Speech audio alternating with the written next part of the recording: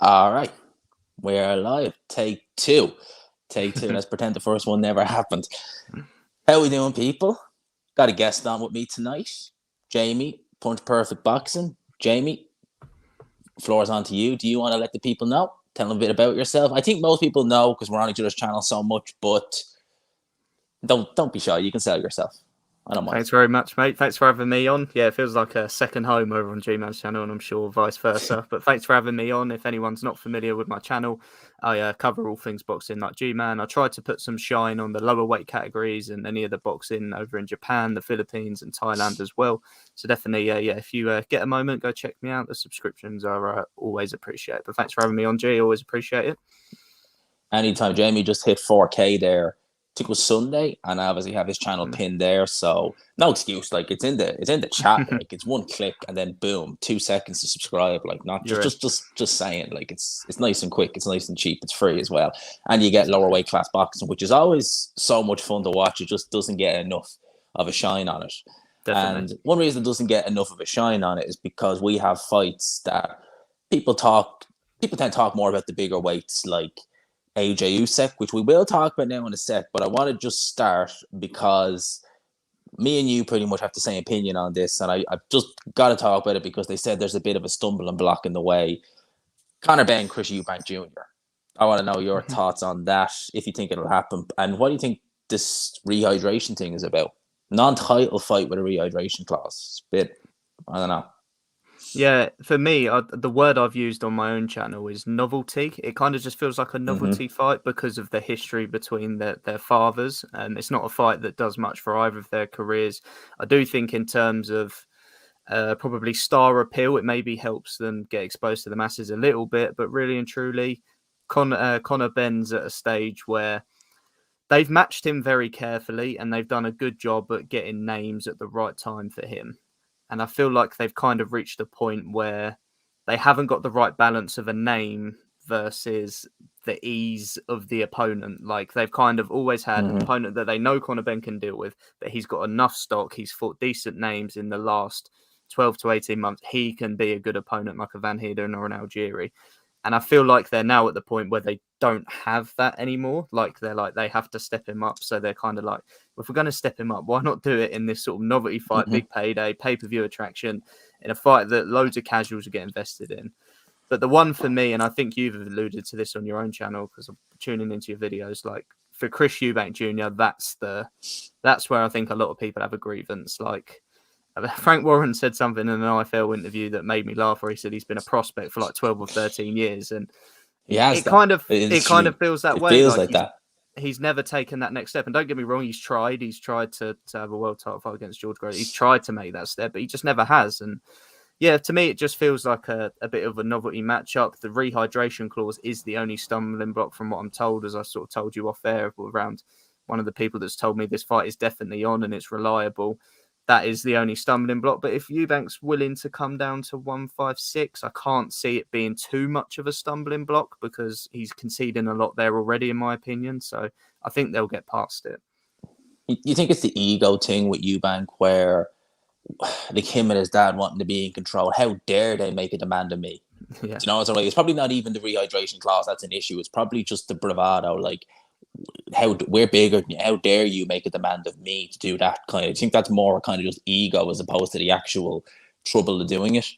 Yeah, Eddie Hearn's probably sat there thinking this is surprisingly easy for a Chris Eubank negotiation, and then it's like he's like, there it is.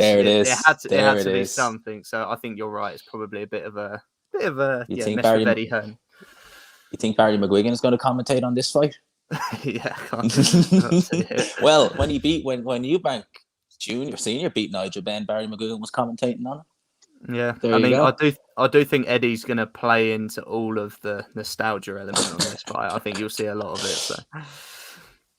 Oh mate, it's a weird one. Like for me, it's a real case of like, it just seems like it's just a pure money grab. Like I think with Conor Benn, as you said, that I think they probably could have got away with matching Conor Benn against the Chris Van Heerdens of the world if they didn't go down the road of saying that he was beating world level guys and stuff like that, because A, it left a bad taste in people's mouths hearing that, and Yeah. B, it's kind of like we're not letting you away with that. You have to Hmm. fight someone, and now it's a case of like crap. If they just kind of kept it and said learning fights, but at a maybe a better level than just fighting the guys at domestic level, probably would have been a bit more okay. We'll let you away with a few more.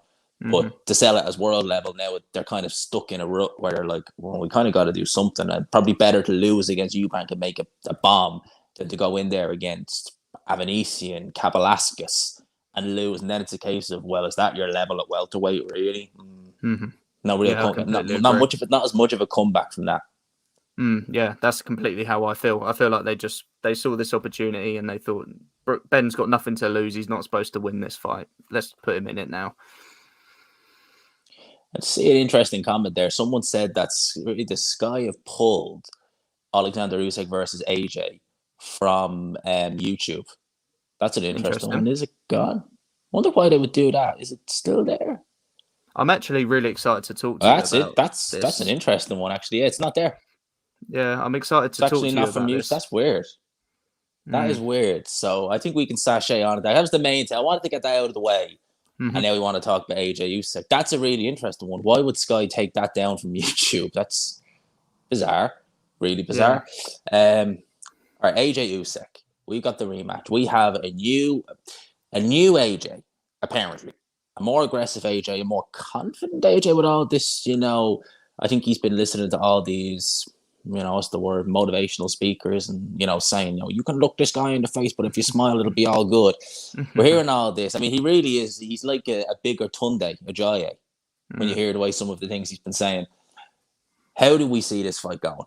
Do you see it repeat or revenge? Do you see any way AJ can win this fight?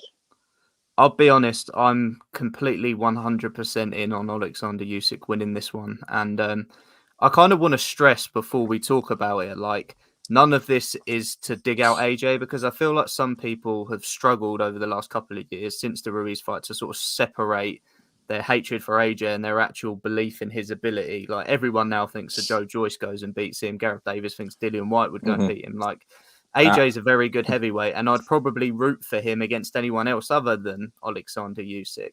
But I just feel like the writing's on the wall now. And whilst I actually think Robert Garcia is probably a good move for his career, he's ultimately got to put everything into practice in 36 minutes against the pound for pound best fighter on the planet. We see in boxing time and time again fighters make the move to new trainers. And sometimes it's the right move, but you just don't see it necessarily in the first 2 or 3 performances. I think of even Ryan Garcia against Emmanuel Tago didn't look good, and I thought, not sure about No. this goose and then cut. Against Fortuna, looked a little bit better. Think of someone like Oscar Valdez that went over, leaving Manny Robles to go over to work with Renault. So struggled there as well, but then it all came together against Burchell. We're seeing these guys, you go to a new trainer, it just doesn't click straight away. And that's them guys that I just mentioned against gatekeepers, world level, just about opposition. This is Mm-hmm. Oleksandr Usyk, who's the pound for pound number one. So I don't think it's so much AJ's lack of ability in this fight. I just feel that he hasn't got enough time to make the changes for them to become instinctive changes. I think he'll be thinking his way through the fight again, thinking about the things he's learned. And when Usyk's not doing the things he was doing last time, when he continues to just throw this matrix at you, I just think again Joshua will kind of revert to type a little bit, which isn't the Mm-hmm. Joshua that used to revert to type and become 10 times more dangerous. It's now the Joshua that becomes very tentative, back behind the jab. His punch stats, I mean, if you actually go and look at it, it's so fascinating just how his Crazy. punches have changed. Everything's become a jab now. It's not power punches. So, yeah, I'm favouring Usyk heavily. Something that really and I found it just so interesting was when they had the first face off and AJ tried to intimidate Usyk, and you could tell that was what he was trying to do, and Yeah, Usyk didn't 100%. bite. It was kind of like, and it's like anything. Imagine like you're going to a job interview and you've done all the research of the company, you've done all the kind of mock interviews and stuff like that. But when you get in there and you meet that person face to face, it's different. Mm. And to me, it was kind of like AJ has been saying for the last 6 months, he's this, he's a beast, he's not. And it was almost like in that moment where he looked to try to intimidate Usyk, it was kind of like, crap. It's a come to Jesus moment. It's kind of like, no, what I've been saying, it maybe subconsciously he's thinking maybe what I'm saying isn't actually what's happening. And I think he got maybe, like, honestly, I think he maybe got a reality check just from that face off. The way Usyk was just not taking it and like, you ain't intimidating me. Yeah, and it to me it showed a little bit of a lack of self-awareness as well, because I think every man and his dog would turn around and say, you know, you can't break Oleksandr Usyk. His mentality is one of the strongest I've ever seen in the sport. He's just cold, Mm-hmm. and he plays things really well. And I think AJ's probably the best thing he could have done is almost the Wilder approach to Fury, which was just headphones on, just Yeah. ignore it, shake the hands, how you doing, mate, whatever, focus on it. And I think, don't get me wrong, Usyk's not going to be phased by anything, but I do think Usyk probably would have been anticipating Joshua trying to be a little bit more aggressive. If AJ would have turned around and been all friendly and pally and relaxed, maybe Usyk would have come away and thought, okay, I wasn't really expecting that side Wasn't of expecting AJ. that. So Yeah. yeah, I just think the self awareness piece on that sort of face off lacked from AJ, in my opinion. AJ being with Garcia, right? Now, I I don't know. For me, the jury's kind of out on that for several reasons. Now, Ade seems to, and I respect Ade's opinion on boxing over a lot of things. He's fantastic at what he does, but he seems to think that this fight being delayed by a month helps AJ. I don't think it makes a blind bit of difference how long it's delayed for. You need a lot of time. Now, I spoke to Mark Tibbs at the Joe Joyce, the Christian Hammer weigh-in, and I asked him that question. He kind of said, no, it does, it will, if you're fitting in with a trainer, you can get up the grips with them fairly quickly. That coming from Mark Tibbs, who's a trainer I respect, but I kind of think that maybe he sees a certain style that he works with and it kind of maybe gels well with him. So he's maybe talking from his own experience where the fighters he's been training with, they've been able to gel in his style pretty quick. Maybe that's kind of the way he's looking at it, because at the minute now he's kind of got guys like Johnny Fisher, you know, Johnny Fletcher, Ebony Bridges. He's not got like the cream of the crop at the minute. So maybe for him, he's looking at those guys and thinking, well, these can learn my style pretty quick. I'm sure AJ can do it. Robert Garcia, he's better. Maybe he's not kind of thinking as far ahead and thinking, hang on a sec, it's a different kettle of fish altogether, especially with someone who's not trained with a heavyweight before. Yeah, and I think you ultimately have to put things into practice, and that's not sparring, that's being in a real situation. I think you get match fitness by playing in the match. I think you have to put these things into practice, put them to the test, and see if you're able to do these things. Because again, when you're learning something new, whether it be in any sport, you subconsciously have to think about those things the first 2 or 3 times you're putting them into practice.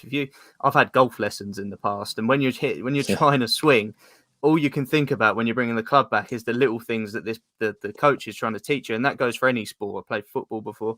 You think about those things, and it only becomes after 3 or 4 or 5 instances where it starts to become natural, and those things all they just start to happen. You don't even think about them anymore. AJ is Yeah. going to be in so many situations against you, and again, if this was against a Dillian White or a Joseph Parker caliber heavyweight, I think AJ could probably get away with working with Robert Garcia for this amount of time, So do I. and he'd have more thinking time in those fights. But I don't think he has that time in front of Usyk. I mean, Usyk plays such a big part in this. People seem to think it's about AJ's inability to be able to make the adjustments. No, I just think he's in with someone that is too good. It Yeah. is what it is. What I think as well is interesting is that no one's really talking about Angel Fernandez. You know, that Mm, was who AJ originally said would be his trainer. And I kind of look at this situation with AJ Fernandez in a similar way to how I look at Fury and Wilder in the first fight. You know, you're promoting the trainer to full-time trainer who's not really got. Ben Davison had literally no experience, and he had Freddie Roach, albeit as a cut man. I think we all know Freddie Roach was there to lend support. Do you obviously? I think with Garcia it's different. I do think he has a lot more say than yeah. Roach did. But do you see it as something similar that maybe Garcia isn't just there to teach AJ new things? He's also there to help Fernandez through the biggest fight of his career, because he's just not an experienced trainer. He's only worked with a couple of guys. He's worked with Chamberlain briefly. He's working with Reactpor, but not to this level. Do you think that might Yeah. play a part in it as well? Yeah, and it's an interesting dynamic as well, because I consider Angel Fernandez a bit like a Ben Davidson that is very technical. He focuses more on kind of the Mm. technical aspect. And Robert Garcia isn't. Don't get me wrong, he's worked with some technical fighters, but that's kind of not what Robert's focus is. I do struggle to see when I look at those two a kind of crossover. Like I don't see parts of Angel Fernandez that I think works quite well with Robert. I do see two different style of trainers. So I do find it difficult. And I mean, going back into that corner in between rounds, I do think AJ needs a Robert Garcia, someone who he's not as comfortable with as Angel, telling him that he's losing this fight or telling him what he needs to do. Because again, we've said about AJ being comfortable. Is he going to just be? Angel's been around when Rob McCracken was part of the team as well. I think Robert Garcia needs to lead this corner for this fight. So do I. And you got to figure as well, like when AJ fought Usyk last time, Rob McCracken wasn't with AJ for much of that camp. He was out at the Olympics with Team GB. Exactly, but when we saw AJ in the ring, it was quintessential Rob McCracken. So realistically, if we'll say that camp was however long, 2 months, 10 weeks, if Rob McCracken was only there for, say, a month, that shows how much AJ really took stock in him over Fernandez, because Fernandez would have been the dominant trainer for the majority of that camp, and it was quintessential Rob McCracken AJ came out to in that fight, which kind of has me wondering, will he even, now that Garcia's there, will he kind of just say, even if, and look, I think Fernandez is a good trainer. I think there's some things there that he could put into AJ that would help him. But I'm wondering now, is he going to put Fernandez on the back foot now, just purely focus on Garcia? Yeah, and I don't necessarily believe that, like you say, Angel Fernandez was the dominant trainer for a large part of that camp, and AJ and Fernandez have kind of made out afterwards that it was all Rob McCracken's tactics to try and outbox Usyk. I'm not so sure about that, No. I think Fernandez would have had more of a say in it than people believe, because Fernandez is a technical trainer. He would have believed that AJ was capable of boxing with Oleksandr Usyk. So I don't necessarily agree that kind of this camp was going on and they all disagreed with Rob, but he was telling them to do it anyway. No, I don't think that's necessarily true. AJ is someone who, since he's turned over, he's had a lot of weight to carry on his shoulders. Now, that's fair to say. Since he won that world title, probably even before that, really, he's had a lot of weight to carry. Had this fight had just gone, had they made this fight, I'd still make Usyk favorite. But had it just been on Sky and AJ could have decided what to do then after, it'd be a bit less pressure. He has this fight, basically, seriously, with DAZN. Pretty much it's a kind of do or die moment for DAZN. You know, maybe that's extreme, but DAZN are going to be paying him an astronomical amount of money, and if he goes in there and gets beat again decisively, he's not going to be able to recoup that money for DAZN, no way. So do you think that in a way now it's a case of DAZN, he has DAZN kind of, he's carrying them on the shoulders as well, which is added pressure he probably just doesn't need? I don't think he does anyway. Yeah, and I disagree with people when they say that, like, if AJ lost this fight, he could never fight on pay-per-view again. He wouldn't sell at arenas, because you just look at someone he would. You look at someone like a Derek Chisora, literally gets recycled all the time, still involved in big fights. AJ's way better than him, way bigger in name of him, way more support. He will get opportunities again. But like you say, it's the investment from DAZN. If you lose this fight, you don't warrant the 100 millions that they're throwing about for you then dropping down to like a Joe Parker, Dillian White type level. So there is an awful lot of pressure. And I actually think the DAZN factor plays a part in this fight. I think Usyk, I mean, I look back to the first fight, right? And I think one of the judges, Howard Foster, funnily enough, had it 7-5. Of course it would be him. I look at another judge having it 8-4. Like, in terms of the actual margins of how it was scored, I think AJ is going to get the rub of the green this time in anything close. If AJ takes a bit more of a sort of sturdy approach at this and thinks, you know what, if I can just make it a little bit closer, and I've heard him allude to this a few times, he talks about how many rounds he won versus what Usyk won.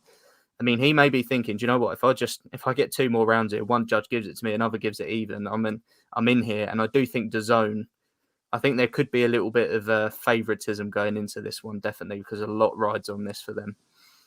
You see, I see that, but I also see like the Sky element from it as well. Like, and I also see, look, you could say, yeah, DAZN definitely, but like, to be fair, like, we've seen people like Canelo lose fights who we thought could never not get a decision. And when we see, I've said this before about Canelo, when we see the scorecards he was getting on HBO and Showtime, and compare it to DAZN, even in fights that, you know, are close back then, we'd see a 118, 112, a 119, 109. We're seeing closer scorecards for even Canelo. So the DAZN have that actual sweat. Howard Foster will just always give the Yeah. house. Like a lot of them judges, Terry O'Connor, they know. Like he gave AJ the first round. He didn't do anything in the first round. Mhm. But do you think the zone actually have that sway with the boxing establishment at this stage? Yeah, I've seen it in a couple of fights, I feel. And I feel like sometimes it's perception, it's how things are perceived in boxing. I think Canelo's aura sometimes gets him. Like, I go back to that Bivol fight. Obviously, I was there, and he won quite a large portion of the early rounds with the judges. And I actually genuinely believe that was purely just off Canelo. Because watching the fight, if you were watching at home, it looked like Bivol was winning. But kind of in the arena, you almost had this sort of feeling early on that Canelo was always going to win the fight at some stage. And round by round, that sort of dwindled. And watching it closely, I felt that wasn't the case. But I do feel like if you're a superstar, which AJ is, I do think the judges can get drawn in by that a little bit. I Mm-hmm. do think it can happen in this fight. I really do. And I apply the same thing to Canelo Bivol. Do I think Canelo's good enough to beat Bivol 175? I don't. But do I feel that in the grand scheme of things, he lost by 1 round on all three No. judges' scorecards in a fight he got dominated? He improved slightly in the rematch and he gets a draw out of it. Like, I just Yeah. think that there is a way that it can happen. It's crazy though. Like it really is. Like, and people say like, "Oh, Eddie Hearn, damn him for these score." It's a universal thing in Yeah, boxing, mate. Like, 100%, I mate. don't think that there's any real way of changing it. It's a shame in that sense, but I don't know. Something tells me that if Usyk got the decision first time, and yeah, look, I know one judge had it close, that was Heron Foster, but the other two did have it fairly correct. Like, the 118 one was a bit too, or the 116, 112 one was a bit too close. But I can't help but feel that Usyk will be going with a bit of a added. If he didn't already have it, he has it now, and I think Oh, he definitely. knows as well. He has gears to go through, so I 100%. think he knows himself, and I think maybe knowing that one of the judges did score so close will maybe, because Usyk is smart, he's not stupid. He'll maybe Mhm. look at that and think, "Oh, I don't want to give him any chances." Yeah, I think Usyk's going in with a real chip on his shoulder this time. I think he feels almost like everything's against him. I feel like he's going to kind of late on in that fight. I'm not going to say he allowed AJ to finish on his feet, but it definitely feel like we were very close to AJ being in serious trouble there. I think that instead of that coming in rounds of 10, 11, 12, that comes in round 6, 7, 8, a bit like the Bellew fight. I Oh think yeah, he really steps on it this time. I do as well, and I think that in some ways he may actually want AJ to come in aggressive and overexert himself, because it gives him more opportunity to hit him, and it It gives means he him can at go least early, yeah. it means he can go early. Exactly, if he steps on the gas and AJ's a bit fatigued, and that's another thing we talk about, the weight of AJ. Now, Mm, mate, like he's looking to me just from the unseen eye, he looks a little bit heavier, looks a bit more hmm bulky. For me, I just when I heard people saying he needs to pack weight on, it's like, have you ever seen AJ in the 250s? How bad hmm he looked.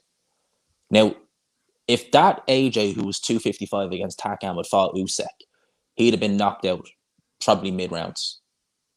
You mm. really want that AJ in there, and you think he could beat Usyk now?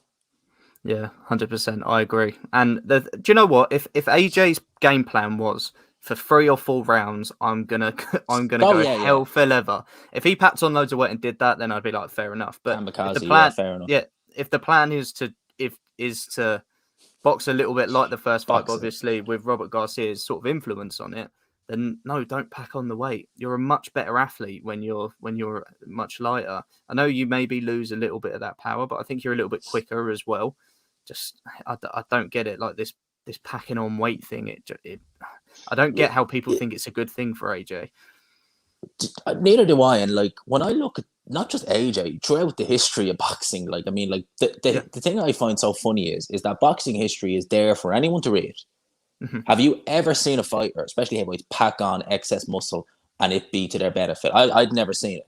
hmm I've never seen it. So when I see fighters doing it, I just think like, have you ever watched like box? Have you ever read through the history of boxing when fighters have done that? Exactly. It's never worked out. It never worked out. So what makes you Exactly. think it's going to work out now? Yeah. I'm completely with you on that. And if someone would say like, "Oh, Fury," Fury, it wasn't muscle. With Fury, it was just the case if he probably wasn't trying to lose the weight, as in the fat Exactly. Yeah. weight, as much. That's different. You're talking about like, I mean, Shannon Briggs is a good example. Like a guy packed on 25, 30 pounds of muscle when he already had bad stamina, and Shock Horror, he had even worse stamina. Yeah. What the hell? Like, Yeah, Fury's always natural weight. Like you say, he just won't lose as much. he will just condition himself to fight at that weight. He doesn't pack on muscle. AJ packs on muscle, which, as we all know, requires more oxygen and tires you out quicker. Fury does things right, and I think Usyk does it right as well. Usyk's obviously put on bulk in the past, but he's always kind of done it naturally. He's kind of taken the almost sort of Michael Spinks approach to it, which is bulk up naturally, but stay conditioned with it and don't go over the top with it. It's not excess as well. Like, I mean, like, I don't think anyone is going to lose sleep if he's, say, like 4 or 5 pounds heavier. That's not worrying. What's worrying is if he's 220 and the next fight he's 240, you're kind of like, what? Yeah, where's that come from?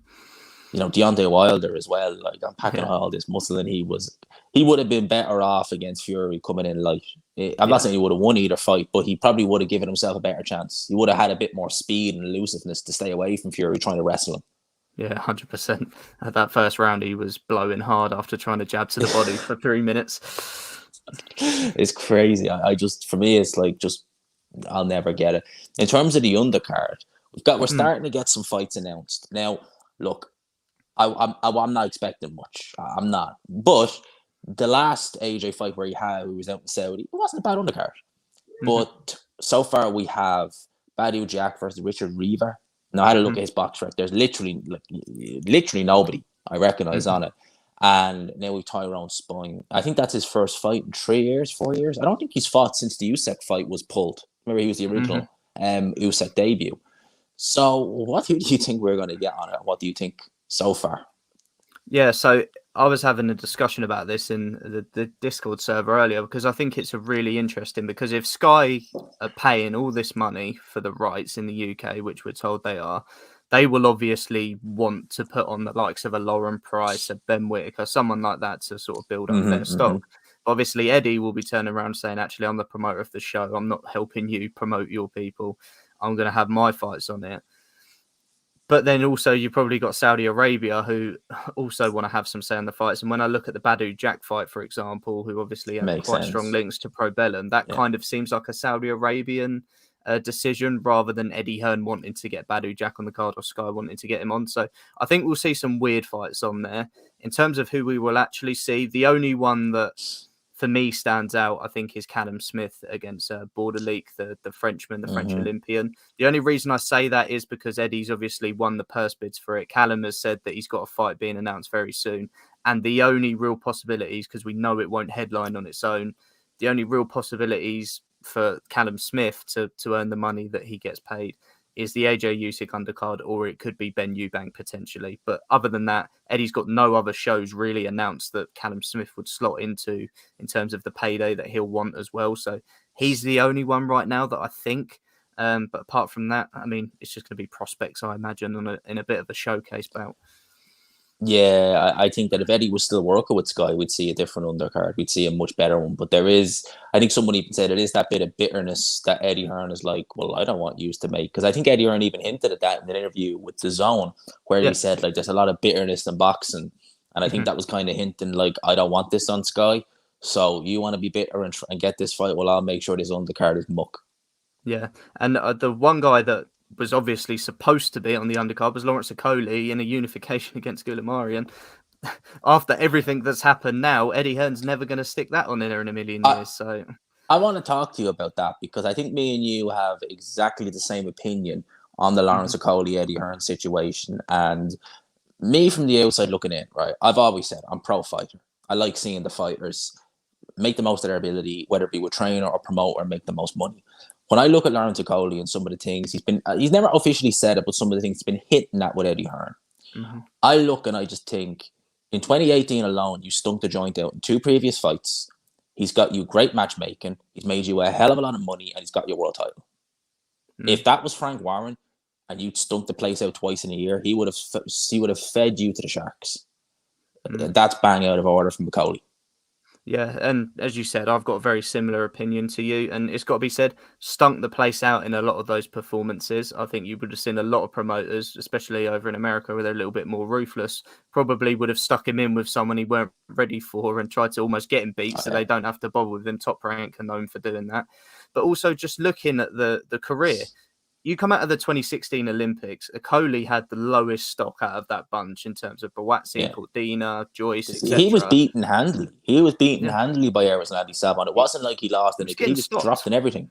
Yeah, Yeah, he was. basically. He was getting absolutely destroyed. Even Anthony Fowler came out with way more stock than Okoli did. And then look down the line. He got to the world title the quickest. He's made defenses. He's headlined on his own. Like, he's been managed so well by Eddie Hearn.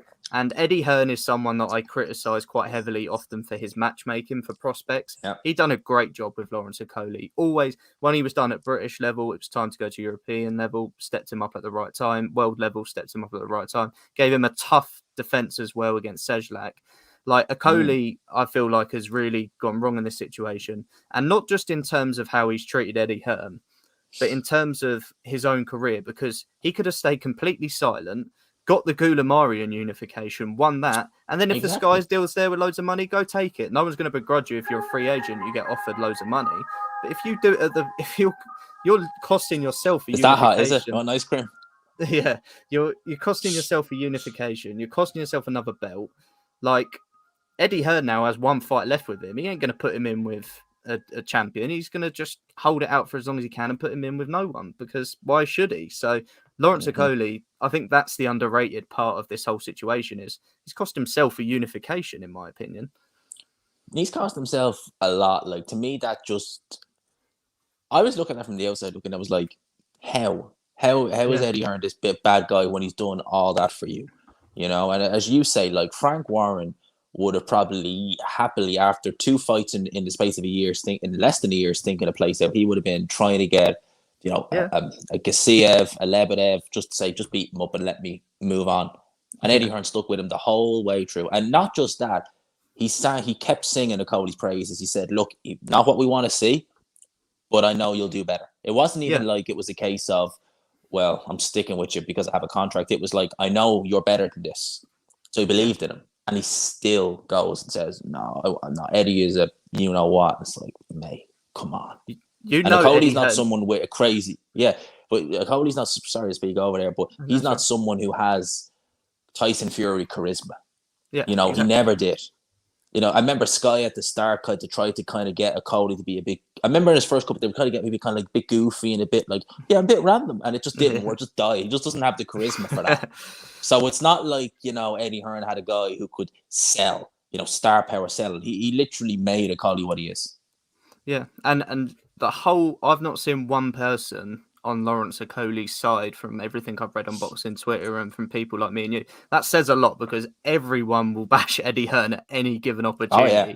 Even sometimes when he is in the right, people will go against. No, everyone feels that Lawrence Okoli, he's not a fighter you look at and think, oh, he fair play. I can see why Eddie... Like, say if Demetrius Andrade, for example, came out and just slandered Eddie Hearn, I'd kind of somewhat understand it, because he'd never quite got the fights that he wanted under Eddie Hearn and that he was promised. That's not the case with Lawrence Okoli. He's got everything he's wanted. He got a bloody Rolex for winning a world title. Like, he's had everything on a silver platter. I don't get it, personally. You think it's a case of him being maybe spoiled by Eddie Hearn a bit and thinking, you know, once Eddie Hearn realized, Eddie Hearn's not stupid, he's a businessman. And once he realized, look, I'm paying you this much money, but you're not recouping it. I can only take a loss for so long. You know, at that point, it was kind of throw the baby out with the bathwater, toys out the pram kind of thing. I was like, well, I'm going to go Sky now. Yeah, but I think it's also a case of Eddie Hearn saying he's seen the contract. Okoli must have seen it and just seen all the zeros and thought, I need to get myself to Sky.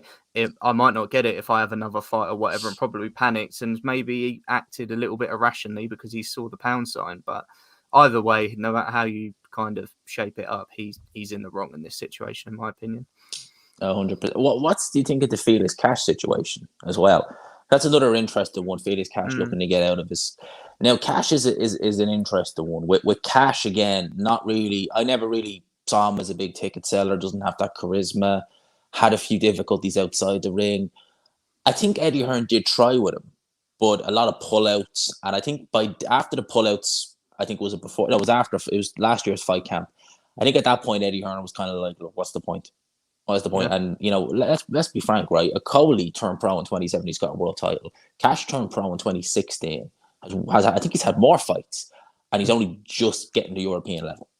Yeah, and you think after Bentley win, Cash's stock was so Yeah, high. stock rose. People were talking about him kind of alongside Williams and Eubank at that point, and it's just completely dropped. And I know he's had some personal things go on that he's kind of alluded to and stuff, and that's fine. But he pulled out of the fight the other weekend. Like, he's not helping Yeah, after himself weighing again. in. He's another one that I don't think Eddie Hearn could do a whole lot more for. Middleweight has been a bit of a ghost town the last couple of years, and I don't. It's not like I exactly see an abundance of options for him elsewhere. The only thing I maybe think is he looks at Sky and goes, "Oh, do you know what? Liam Smith's just gone there. If I could get my hands on him, maybe."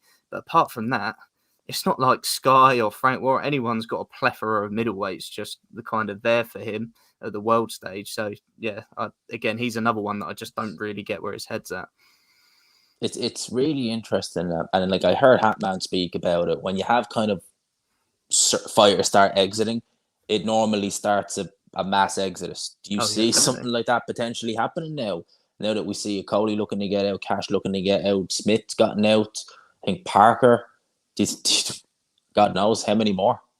Yeah, I think they're sort of seeing the money that's being invested into a lot of them, and they're probably thinking, "I want me a piece of that." So I think that plays a big part. But like you say, I think Sky have just impressed people a little bit more. I think there's a lot of friends in boxing. There's a lot of fighters that have come up through the amateur system together. They train in the same gyms. They spar in the same gyms, and potentially they see a gym mate or someone that they were in Team GB with going over to Sky or whatever and getting a good deal and just thinking, you know what, I've spoke to him last week and he seems to be loving it over there. I'm going to do the same when I get the chance. So And I think it's the network as well. I'm yeah. not going to name the fight. I'm not going to name this particular fighter, but they told me that one of the reasons they actually went with Frank Warren was the fact that BT Sport themselves was a bigger brand than, well, not as Sky, but bigger than the Zone.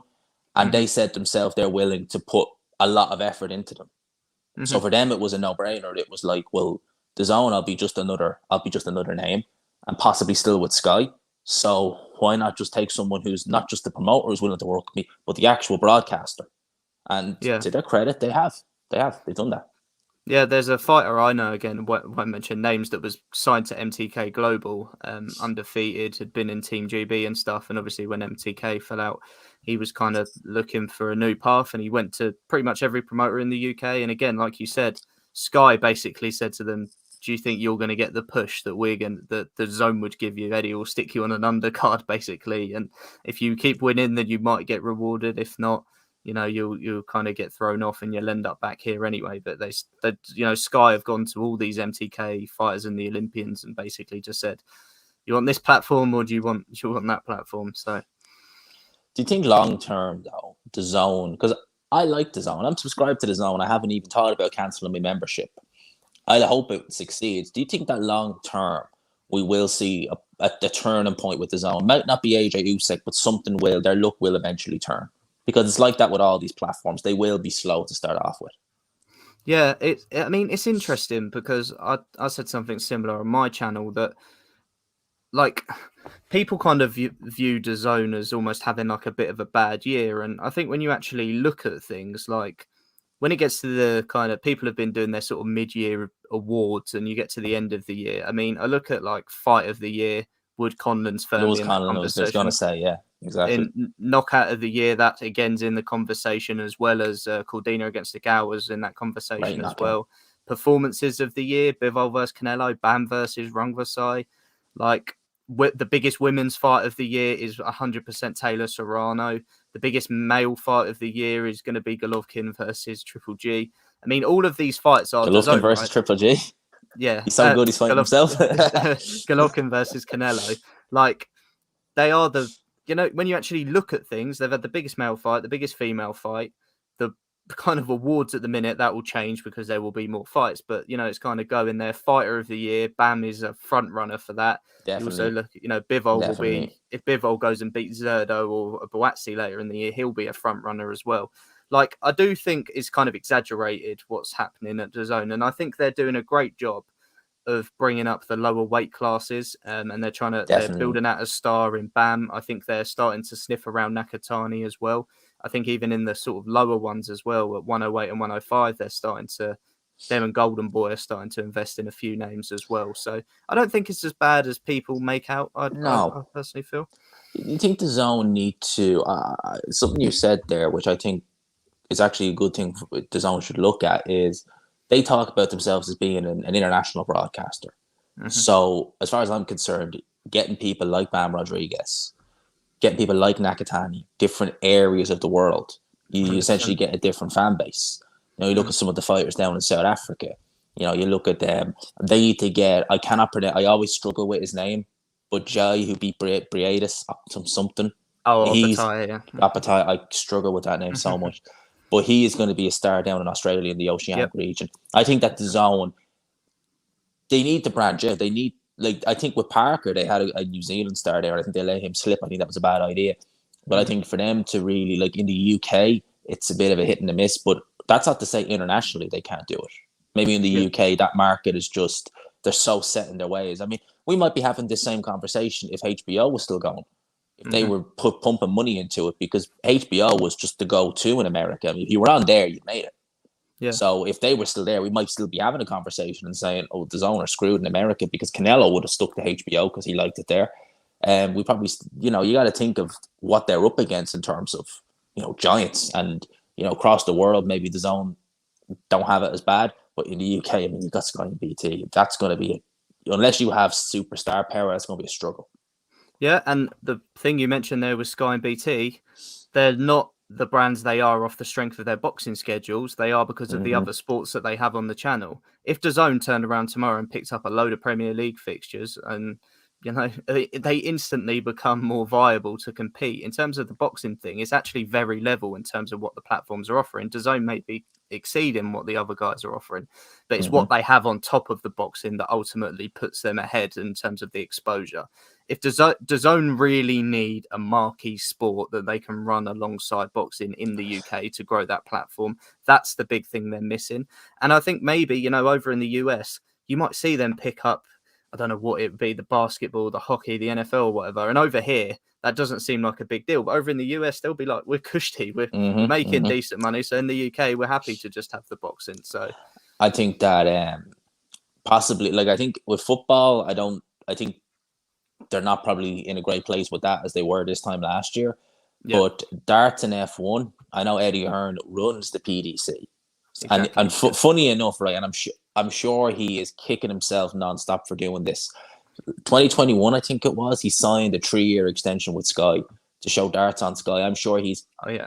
kicking himself for doing that because he could have brought them to the zone like that, Yeah, and that would have increased fan base exponentially. And exactly. I'm not sure when F1 is up with Sky, but I think a lot of people are sick with them on Sky. So maybe Eddie Hearn would look, and the zone would look at that possibly in the future. Yeah, and I think, like I said, they're trying to look at, okay, if we can't get the football here in the UK, let's try and get the rights to it in America, because I know Mm-hmm. I think they have the rights in Canada, I believe, and maybe Italy as Mm-hmm. well. So, I mean, if they're good in bigger markets, then they'll be like, okay, boxing's all right on its own. But the reason Sky and BT are what they are is not because of their boxing schedule or No, who the promoters are. It's because of everything else that comes with it. So DAZN probably need that element rather than the boxing yeah, kind of because element. it piggybacks off it. Like, me and you know, boxing's a niche sport. Yeah. We know that, like, for the amount of work we put in for our subscriber count, if we were doing the same in a sport like football, Oh, yeah. I'd be on 80K, you'd be on 40K. Yeah, If exactly. you were thinking of it in that regard, Mm. we both know that. And the zone, if you're just purely being boxing, and as Hatman has said, boxing is not shown in pubs in the UK on the zone. That's a big Yeah, problem. That's a massive exactly. problem. Yeah. Like, The you accessibility thing's a really yeah, good point. and you say to a pub like, well, do you want to download this app, £8 a month for fights that, like, put it like this, right? If you walk into a pub and you've got Dalton Smith, you have a choice. You've Dalton Smith going or fighting. I know the season won't officially have started back yet. If you've Dalton Smith fighting on a Saturday night, or you have an evening Premier League game, Liverpool Everton, you're taking the Liverpool Everton game every day of the week. You're like, I'm not paying £8 a month for that when I can play Liverpool Everton. Yeah, they take a championship game or a League One game Oh yeah, over box, to be honest. Like, it's just literally. the way it is. So it's interesting, but Eddie Hearn, I think, has looked into a star with Bam Rodriguez over there. He's fighting Israel 100%. Gonzalez on the Canelo one day. That's a good fight. That's a dangerous Yeah. fight. Hmm. Gonzalez, should only have 2 losses, in my opinion. He beat Calify. Just didn't get the nod. 100%. Didn't get the nod. I think Bam Rodriguez is fantastic. I know you're very high on him, and man, he is impressing the hell out of me. He Yeah, really is. He can go. He's going to go far, super yeah. far.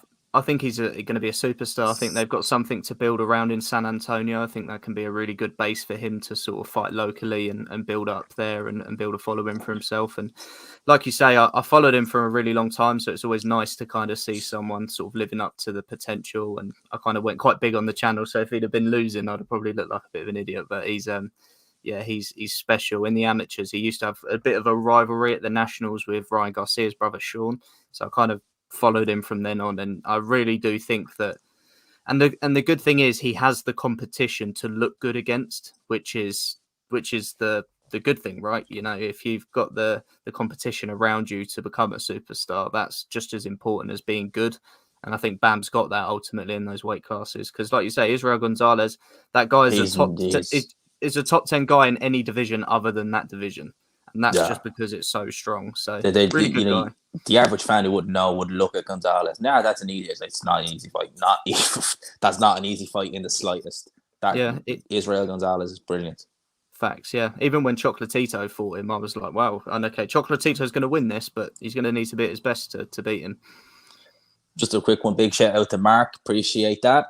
It's true, boxing accessibility is horrible. It is, though. It is. Like, I remember even in the Box Nation days when you had like the odd big fight on there, no one would have it because who's going to pay 12 quid a month for the odd fight in a pub? They're just not going to do it. Yeah, that's the one bad. To cancel as well. You had to ring up and cancel it and all that. Like, it's just, I mean, the thing we were saying with DAZN, like, if you don't have a smart TV, you have to watch it on your phone or an iPad or whatever. Like, that's just not all smart TVs get DAZN either. Exactly. So, like that, I mean, that's a massive barrier in terms of people being able to watch. Because I know in my living room it's a Toshiba that doesn't get it, but my bedroom has a Sony and that gets it. Yeah. So when I'm in the living room watching, I have to watch it on my phone. I can't watch it on because I don't get DAZN. Yeah, see, it's pain. It's a massive pain on that end. In terms of lower weight class, sticking with that, Cesar Martinez versus Sonny Edwards in October. Because me and you like the lower weight, we stick with that. What do you think of that fight? I think that's a great fight. Yeah, really good fight. I do think they're willing to throw Julio Cesar Martinez in tougher fights more so now than ever because I think they're done with him. He has been a bit unreliable. Yeah, he's been a liability. He's one of the worst champions in boxing, in my opinion. And, you know, I've said the same when Casemiro's made this many mistakes in a row, when Luis Neri used to do it. And I think Martinez should be held to the same standards. You know, the amount of pullouts over the last couple of years, sometimes I'm not even sure that he has a genuine issue. I just think he's struggling to make the weight and has just flunked it. He showed that. I mean, moving up, I know it was short notice for the Chocolatito fight, but moving up, and I think he missed it by a couple. It wasn't a small miss. It was a couple of pounds. Yeah, he was basically a bantamweight almost that night. So, yeah, I feel like they're sort of ready to throw him in. For Sonny Edwards, it's just a really good matchup, to be honest. All the context that goes into it. I was in London when Charlie got absolutely sparkoed by Martinez. And he mentions that being tough. And ever since then, Sonny did the sort of say no to PD T-shirts that he sold around. And he's talked about this fight loads and said a lot about the Reynoso camp and stuff. So I think the narrative's there. I think the matchup itself is you couldn't get two more different styles, which makes it interesting. Sonny could be perfect for 8 rounds and still lose. It's just one of those sides. I'd favour Sonny slightly in that fight. Just I remember the Andrew Selby fight when San Martinez fought him, and like Selby, I never rated him. I feel like Sonny Edwards is much better. Like Selby's like a pound shop Sonny Edwards, and if he can have success against Martinez, and it was a fast count when he got dropped. That was a fast. If you go back and watch it, it was a fast count when he got dropped. They just didn't even argue with it. They knew they were like fighting an uphill battle in Argentina. And if he can do that, I'm sure Sonny Edwards can do that. Yeah, 100%. I'm favouring Sonny to win because I think personally Julio Cesar Martinez can go a little bit pedestrian when he gets frustrated. I think even when you look back to the Jay Harris fight, when he wasn't having too much success, he was getting frustrated. I think, again, he's got this Luis Neri element to him where if things aren't going his way, I think he just sort of shuts up shop a little bit. He'll continue to throw the big bombs, but they become easier to predict as the fight goes on. I think Sonny can sort of test his resolve in that fight, and I actually fancy him to win it. The last thing I want to talk before we call it quits, we don't know what's happening with this fighter, but I'm hoping to see him deflect and turn pro. I'm talking about Andy Cruz. Yep. What are your thoughts on the situation with him? Yes, it's a sad situation. I feel sorry for him first and foremost. He kind of just wants to fulfill his true potential. He wants to make life-changing money, which he can't do in Cuba. No. I think the sad thing is now the situation means that not only does he not get to turn pro, it means that he doesn't get to fight as an amateur as well. And if we're having it outright, he is the best amateur boxer on the planet by a country mile. He's the best amateur boxer since Lomachenko. He's a top 5 amateur of all time, in my opinion. He's that good. I've not seen anyone quite at their peak, apart from Lomachenko, in my lifetime, be as good as Andy Cruz. And, Cuba was starting to relax things a little bit. They were taking a team over to Mexico for fights. So a lot of them made their debut. And prior to that, a lot of them fought in exhibitions. Andy Cruz actually fought Miguel Vasquez in an exhibition last summer. And he actually won that fight as well. So that speaks to the volumes of how good he is.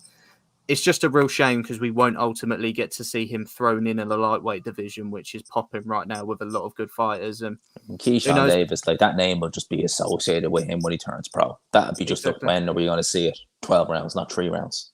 Yeah, and if Andy Cruz kind of wants to get out of Cuba, he's going to have to put himself in a pretty dangerous situation to do so, which isn't a nice situation now. And No. Yeah, it's just unfortunate for me, really, because I'm an amateur boxing fan, and even not getting to see him as a pro, I'd like to see him every couple of months at a major tournament in the amateurs. I'm not even going to get to see that now, so I feel really bad for him. He just wants a career. It's crazy. He is someone where you would say this is not being exaggerated, within 5 fights, you could see him world champion, no problem. Yeah, that's how good he is. Out of division out of division like 135. That's how good he is. He is tremendous. Yeah, he is. And like I said, I wasn't exaggerating when I talk about how good Andy Cruz is. He's special. Very, very good. He is. It's just seamless. Martinez, world champion. Santa Cruz, Dela Cubra. I mean, like with Santa Cruz, yeah. I mean, apparently they ordered him to the WBA to fight Lee Wood. I mean, 2019 was the last time he fought at featherweight, and he's still champion. That's crazy. Yeah, he tried to be cheeky about it as well. I don't know if you saw, he applied to fight Ray Vargas in a unification. Yes, it got denied. So he's trying to be sneaky, but he'll have to deal with that situation now. At this stage, 48 hours, I believe. Yeah, at this stage now, you wouldn't know where he is at. Leo Santa Cruz. He probably would favor slightly, unless that Michael Conlan fight was tough. But I mean, Lee Wood against Santa Cruz. I mean, you wouldn't even rule it out this time. Yeah, Santa Cruz is done, in my opinion. I think his father's been really ill over the last couple of years. He got absolutely poleaxed by Tank. I think he's at a stage now where, unless it's decent money, he doesn't want to know for this. Yeah.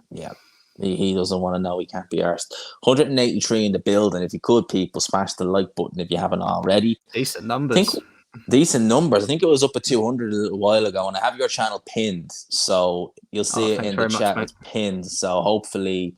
See, now the subs look to be going up a bit there, so hopefully you get some good feedback off that. People, I want to call it quits here because I want to just try and keep it just under an hour.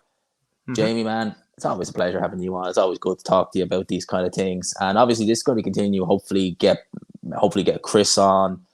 We'll probably get Ade on as well in the next couple of weeks. Get a new guest on every week until we have this fight and see if there are any different opinions. Yeah, or are we all? I'd say we're all going to have to say AJ loses, but you never know. You might get someone. Who'd say no, he's going to win. He's going to pull a G-man and say he's got a feeling he's going to win, and then have egg on his face. And still, people come and say, "You picked Dylan White to be sure." I know I did, yeah. And yeah, that's the problem when we put ourselves on these platforms. I still get it for a few, so it is what it is. It is what it is. But lads, that was good. This is good fun. Hope you all enjoyed it, people. Jane, before we finish, there was only 10 in the chat when you came on first. There's 180 now. Tell people a bit about what you do, where to find you, and just everything you do on your channel. It's fantastic. Thanks very much, mate. Appreciate it. Yeah, Punch Perfect Boxing. You'll be able to search it, or as G-Man mentioned, pin the link, so you'll be able to go over there. Do a lot of what G-Man does, just cover all things boxing. Try to shine a lot of light on the lower weight divisions and amateur boxing as well. And yeah, just if you're a fan of the sport, I'll always try and keep you entertained and informed. So come over. Brilliant. Lads, I'm going to leave it at that. Hope you enjoyed it. Maybe we can talk for a bit backstage, as always. Absolutely. For now, I'll chat to you. Peace. Cheers, people.